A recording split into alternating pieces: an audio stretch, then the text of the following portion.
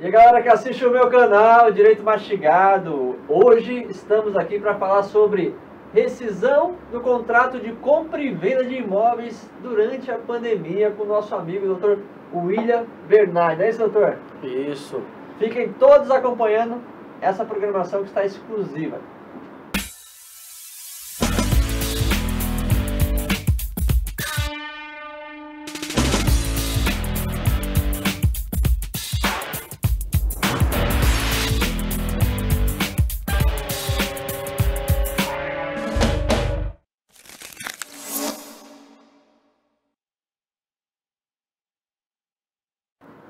Olá pessoal, está começando mais um programa Direito Mastigado. Meu nome é Dr. Felipe Hilton, sou advogado e primeiramente quero agradecer a todos vocês que estão aí nesse dia, nesse sábado, mais um dia esperando esse programa iniciar. Vocês têm aprendido muito, mandado mensagem dizendo: Felipe, o programa está legal, vocês falam com muita tranquilidade, a gente está entendendo os assuntos, é um programa muito informativo e esse é o nosso tom, esse é o nosso princípio aqui nesse programa, informar a população de maneira fácil, de maneira explicadinha, né, mastigada, com pessoas aqui, advogados, grandes advogadas e advogados que entendem do assunto, que irão aí conseguir colaborar com a nossa programação, né? Ó, fiquem ligados sempre no Direito Mastigado. E para isso, já falo para vocês, se inscreva no canal no YouTube, no Direito Mastigado, e também no Facebook, Instagram, para que vocês não percam nenhum programa. Sempre que começar algum novo programa, algum novo vídeo, vocês vão ser notificados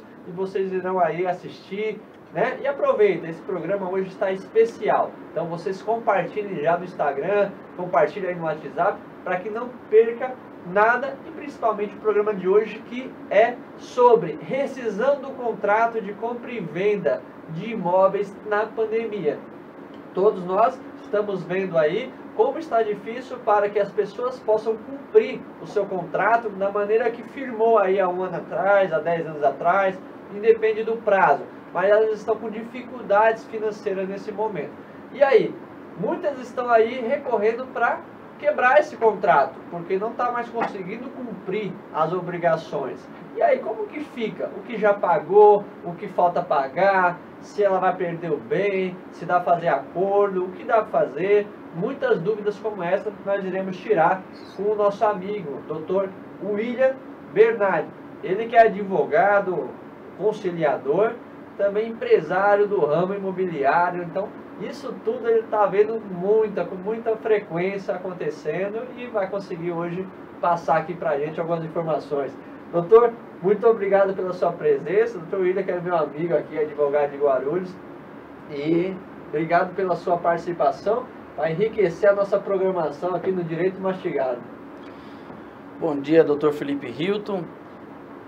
Bom dia a todos os telespectadores. Primeiramente, eu gostaria de agradecer à TV Guarulhos por ter aberto esse espaço, este canal de grande informação, útil à população.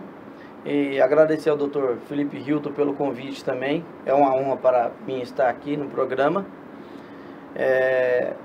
Admiro o senhor como advogado, como uma pessoa da comunicação, pelo seu bom trabalho desempenhado no período em que esteve à frente da comunicação na OAB, né? Amigo também de faculdade, né?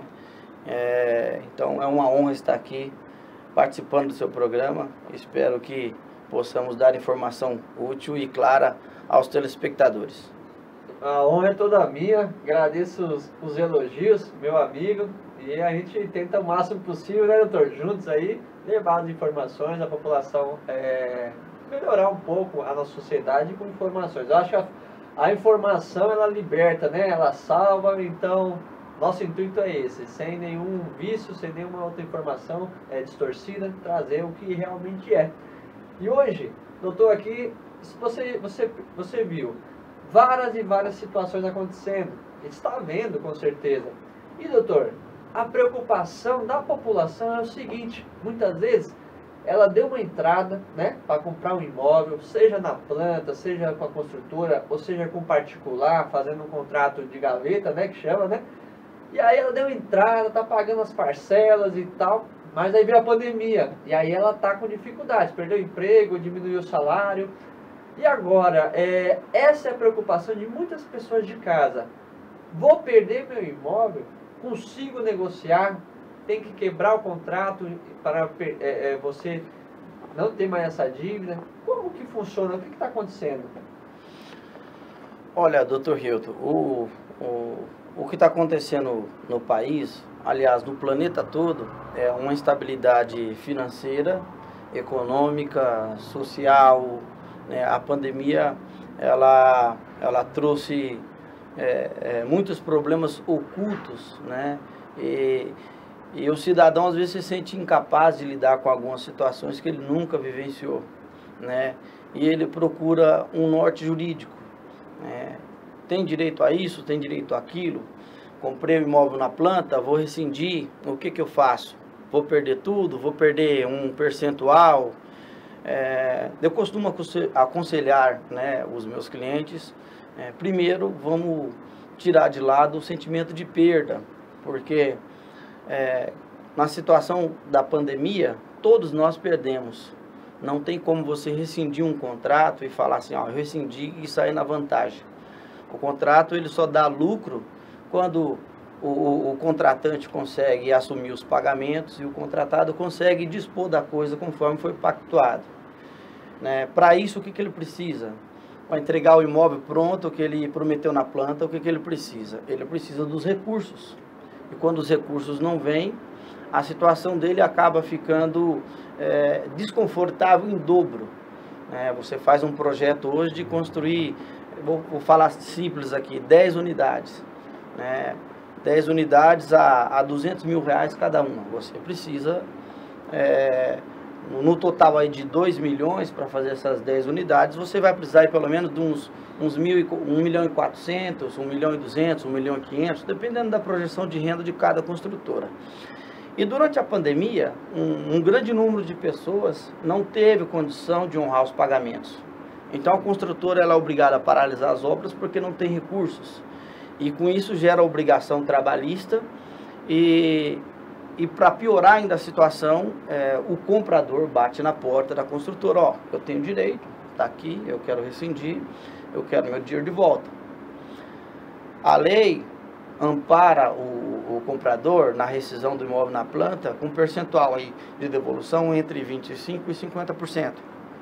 Cada construtora vai lavrar o seu contrato de acordo, lhe convém, né, colocando lá a livre contratação, porque o direito civil permite isso, né? Mas a pessoa quando vai rescindir o contrato, o comprador ele tem que ter em mente que alguma coisa ele vai ter que dispor, porque é uma culpa, né, vamos dizer assim, uma culpa do comprador a rescisão. Então toda vez que a culpa é do comprador a rescisão, ele vai ter um ônus. Né, vai descontar um percentual lá do valor das parcelas pagas para fazer a rescisão do contrato. Porque em contrapartida, quando a construtora não consegue entregar o imóvel no prazo, ela também se sujeita ao pagamento de uma multa.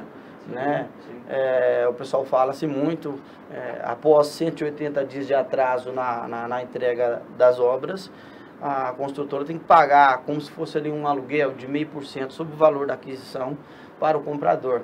Então, a questão da pandemia, ela afetou tanto o vendedor como o comprador, né? E se nós pensarmos de forma mais paternalista, né, mais solidária, claro que o nosso coração tende a acolher o comprador, que é teoricamente o mais frágil na relação da compra e venda do imóvel na planta. Mas, a princípio, temos que levar em consideração os dois lados, né? Porque a construtora também, ao rescindir o contrato, se ela tiver grandes prejuízos, ela vai ter que dispensar os seus trabalhadores. E aí, nós não vamos ter afetado apenas a família do comprador, que não conseguiu pagar aquele imóvel na planta, mas vários trabalhadores deixarão de levar o pão para casa em função do desemprego na construção civil. Então, a princípio, a gente tenta sentar, conversar com o vendedor e o comprador para ver uma possibilidade de acordo mais flexível possível. Não vou dizer para você para um sair ganhando, porque esse tipo de rescisão todo sai perdendo. mas pelo menos para minimizar os prejuízos. Prejuízos sofridos. É muito importante, viu, pessoal? Isso é importante que o doutor colocou, para vocês entenderem que todo mundo, numa rescisão como essa, sai perdendo, né? Sai perdendo porque o comprador, ele vai acabar perdendo a expectativa naquele imóvel, e vai perder valores possivelmente pagos, e também a pessoa que vendeu, ela precisa vender, não irá de repente negociar em um prazo rápido a nova venda, e também precisa para movimentar a obra, para movimentar. Agora, doutor, veja, as pessoas têm muita dificuldade nisso, acabam debatendo, e quando não tem resolução amigável, aí precisa ir para o judiciário, não é isso? Para encontrar essa porcentagem, porque às vezes, você citou aí que pode variar do contrato e as questões entre um desconto de 25% e até 50%. Então, o que acontece? Você pagou ali 100 mil reais, a construtora devolveria de 25% a 50% do que você já deu e retomaria no imóvel. Mas aí tem situações, doutor, que oferece, por exemplo, 10%. Aí você tem que ir para o judiciário para tentar receber o restante, né? Com certeza. Essa devolução de 10% é óbvio que é muito abusiva, né? Ela é muito abusiva. Já há já é pacificado na jurisprudência, né, esse valor teto de 50%, porque antigamente algumas construtoras, além de cobrar esse valor de 50%, cobrava eventuais comissão, taxa de assessoria imobiliária, e o comprador, mesmo com o contrato ali dizendo os 50%, acabava na soma dessas despesas pagando ali 60%, em alguns casos até 70%, né? E como eu disse no início, essa rescisão, ela acaba sendo muito onerosa para o comprador, né? E aí, isso é um tipo de caso em que o vendedor está ganhando, porque ele vai reter mais da metade do valor pago de forma errônea e vai lançar esse imóvel de novo no mercado pelo preço de mercado, que obviamente pode estar até um pouco maior do que o que ele vendeu lá atrás, o comprador inicial, né? E acaba aí, ao meu ver, sendo um enriquecimento injusto aí por parte da construtora, né? E esse entendimento aplica-se também para aquele caso. Vamos supor, o seu Manuel tem uma casa, né, no bairro qualquer, e ele vendeu diretamente para o José, né? E aí eles fizeram um contratinho lá, fizeram um reconhecimento de firma, e o seu Manuel, ele paga, né, ele recebe, melhor dizendo, do José, por nota promissória e tal. Esse é o mesmo entendimento, né, doutor? Se ele não consegue, o José não consegue mais quitar, ele vai lá no seu Manuel e reconversa para... Pro particular, ao meu entendimento, pro particular é um pouco diferente, porque a construtora, quando ela retoma um imóvel, a construtora ou a revendedora, quando ela retoma um imóvel, ela tem ali o seu stand de venda, ela tem a sua infraestrutura comercial, ela geralmente tem um fundo de reserva, então ela tem essa facilidade de devolver, por exemplo, os 50%, pode ser um pouco mais a devolução, né? Então ela tem um pouco mais de facilidade para fazer isso. No meu entendimento, isso não deve ser aplicado para particulares, porque o particulares que tem um bem só, né? Vamos supor que eu venda um imóvel para você, meu único bem, né, no valor de 500 mil reais. Você me dá 250 de entrada e eu parcelo o restante para você em 25 vezes. Aí você me paga 5 prestações, né, ou seja, eu ainda não tenho um caixa, né, até porque eu posso ter investido esse dinheiro em outro imóvel que continuará sendo o único bem. Então você não pode chegar num particular, comprei de você o imóvel X, não estou aguentando mais pagar, está aqui o contrato, eu quero devolver o imóvel e eu quero usar a jurisprudência aplicada para imóveis na planta, né, para você me devolver os 50%. Uma coisa é você chegar numa construtora grande e pedir 50% do valor que você pagou, ou 75%, né, que é ali a variável entre 25% e 50% de retenção. Então, uma coisa é você chegar na construtora e falar assim, eu dei 300 mil de entrada, eu quero 150 de volta. Outra coisa é você chegar num particular. Ele já gastou todo aquele dinheiro. Ele não tem um caixa. Então, o particular é diferente. Não tem a facilidade para vender de novo, Não né? tem. Não, é verdade, é um entendimento muito bom, hein? Então, assim, para particulares, né, eu sugiro que as pessoas sigam a velha pacta sunt servanda, né? livre tratativa dos contratos, né? Tratou ali, tem que cumprir. Então, claro que se você fizer um contrato de compra e venda colocando uma multa de 50%, né, de retenção para o particular, você pode até tratar desse jeito, desde que você dê um prazo, coloque uma cláusula condicionando que esse valor só vai ser devolvido com a venda futura do imóvel, ou um prazo de 6, de 12 meses, aí depende aí da contratação, de como foi feito esse contrato de compra e venda. Como foi feito. E doutor, deixa eu te fazer uma pergunta. Nesse momento de pandemia, você tem visto aí, acompanhado as ações do governo federal, várias situações, fazendo medidas provisórias, leis provisórias naquele momento, mas, pelo que eu vi, não tem nenhuma lei que suspenda os pagamentos durante a pandemia, né? Sobre imóveis. Tem alguma coisa nesse sentido? Você já percebeu o governo falando nesse sentido? Não é de meu conhecimento, tenho me informado sobre isso, tenho pesquisado e até agora não há nenhuma lei nesse sentido. Até porque também seria, eu não digo que seria assim uma imposição, né? Uma lei como se fosse ditatorial. Você não pode simplesmente chegar e suspender um pagamento, porque, como eu disse, tem do outro lado famílias que dependendo desses recursos. Né?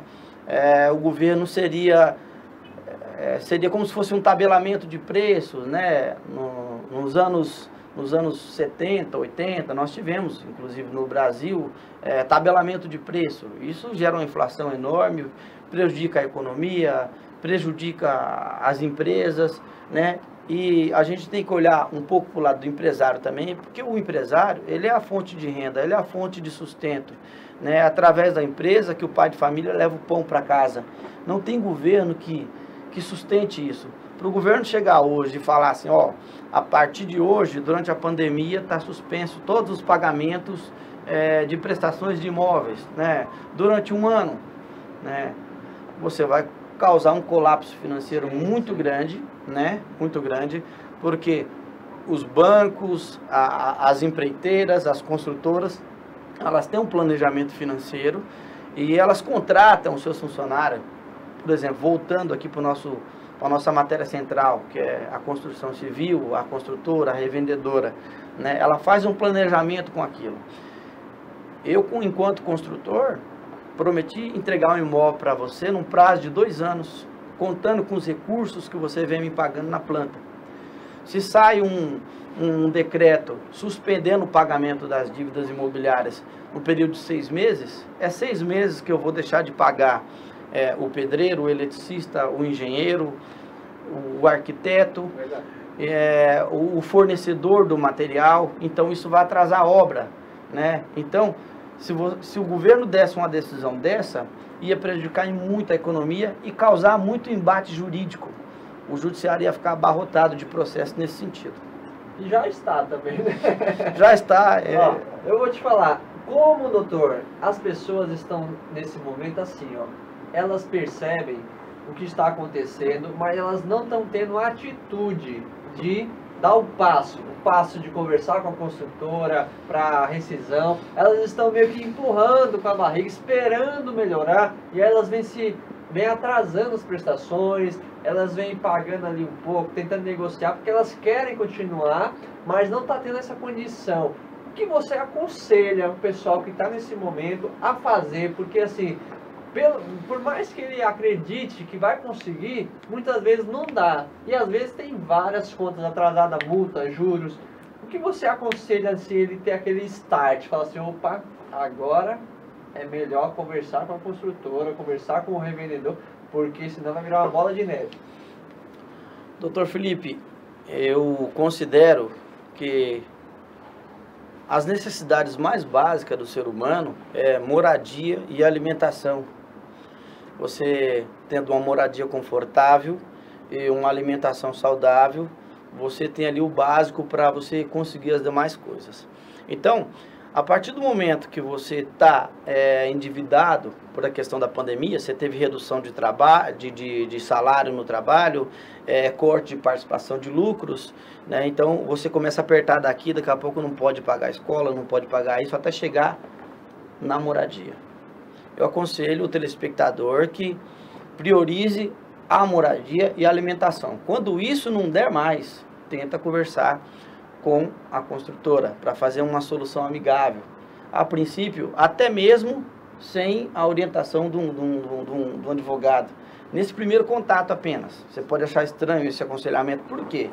Porque quando o consumidor vai de forma inocente conversar com a construtora, né, ele já sabe, ele já consegue identificar ali se a construtora vai ser flexível, se vai ser abusiva. Então, primeiro ele se coloca em condições de vulnerabilidade para sentir qual que é a intenção do construtor, né, do vendedor do imóvel na planta. Depois disso, ele leva para um advogado para fazer uma consulta jurídica.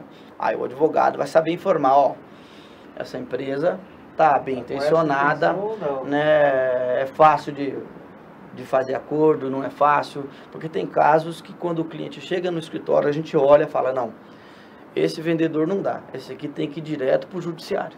E mesmo assim, né, pelo prazer da conciliação, eu que fui conciliador 2 anos no Sejusc Anexo FIG, com muita honra, muito prazer, eu posso dizer isso. Eu primeiro, em 90% dos meus processos, eu primeiro tento fazer uma conciliação. Perfeito. Fazendo a conciliação, mesmo que o cliente está ali meio irredutível, eu faço a tentativa. Se ele não aceitar, nós vamos para o judiciário. E aí no judiciário, vamos fazer cumprir a lei. Só depois da tentativa, né, doutor? Só depois da tentativa. O doutor deixou um aconselhamento muito bom. Priorize alimentação, moradia, evite outros gastos, tire o foco de outros gastos para isso. Se não sobrar mesmo assim, fale com a construtora, tenta rever isso para vocês não se afundar em dívida, né? Iremos continuar falando com o doutor William Bernardi daqui a pouquinho, após o intervalo, com várias outras perguntas. Fiquem aí.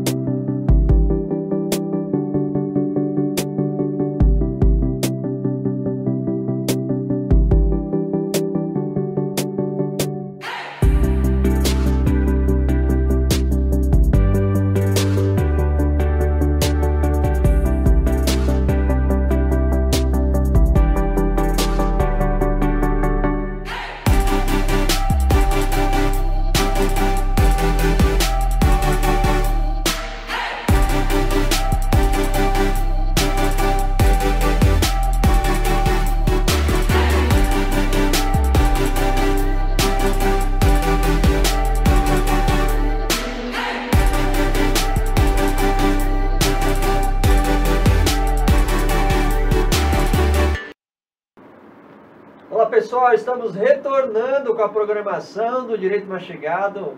Muito obrigado por sua participação conosco. Agradeço a audiência e também o compartilhamento, a inscrição.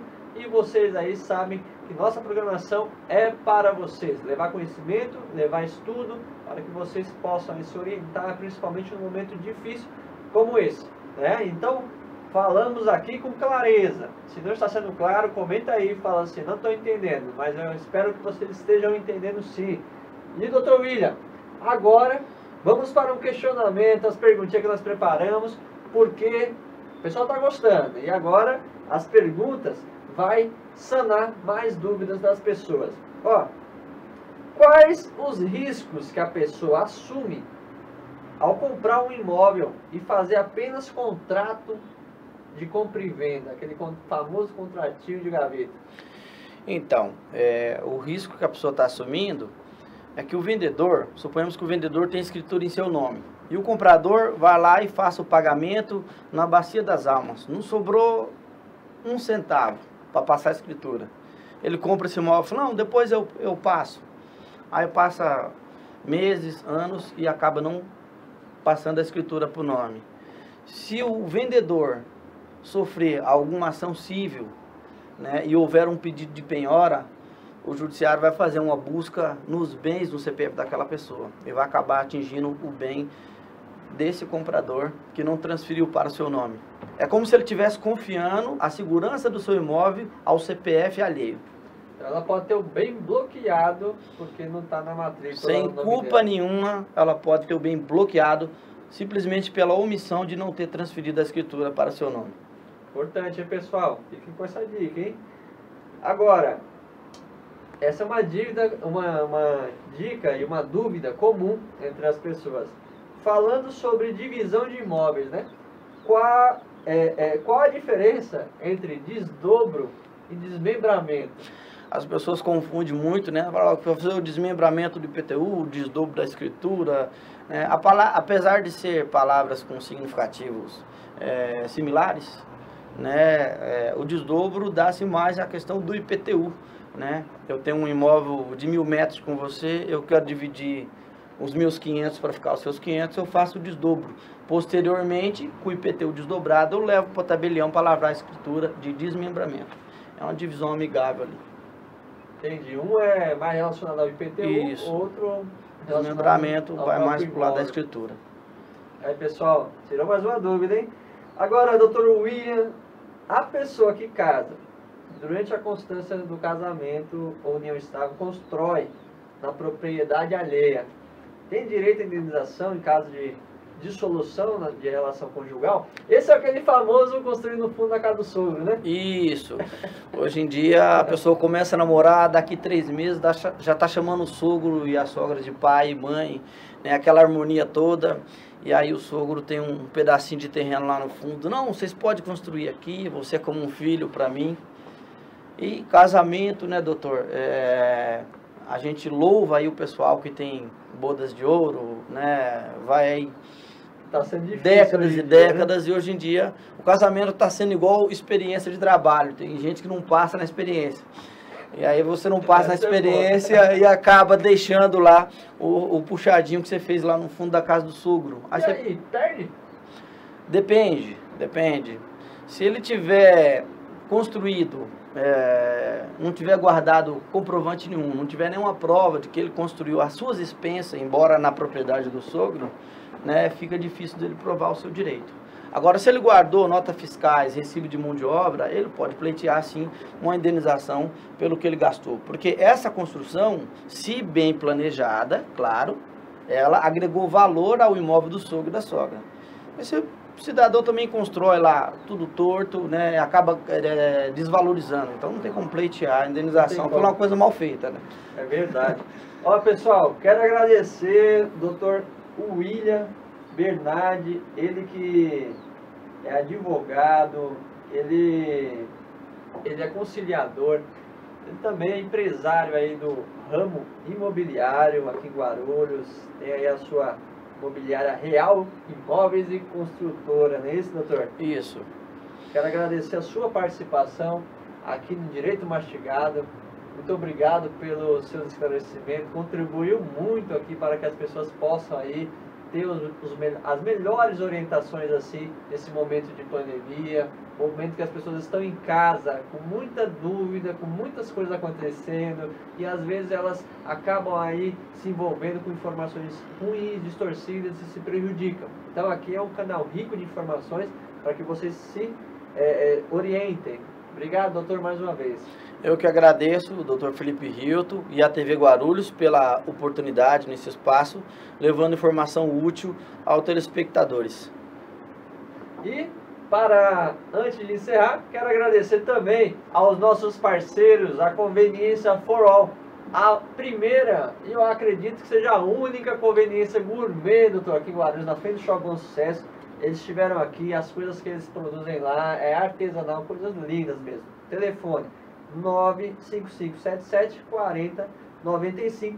E também agradecer ao nosso parceiro que acredita na programação, Sítio São Francisco, Chalés e Lazer, fica ali perto de Santa Branca, vocês estão vendo umas imagens aí, sítio estruturado, o doutor já conhece, estava aqui conversando sobre o sítio, realmente muito bom. Vocês podem aí esperar que ele está aproveitando essa pandemia e reformando algumas coisas para que vocês possam aí alugar na sequência com muita satisfação de estar lá. Agradecer a vocês de casa que estão aí acompanhando sempre o Direito Mastigado através das plataformas. Nos ajude compartilhando esse vídeo se você gostou, compartilhe com seus amigos, marque aquele vizinho, aquele familiar que está com essa dúvida para que ele possa sanar também. E agradecer a TV Guarulhos, canal 3 da NET 508 da Vivo, todos os sábados às 11h30 da manhã, programa Direito Mastigado. Valeu pessoal, até o próximo programa, fiquem todos com Deus.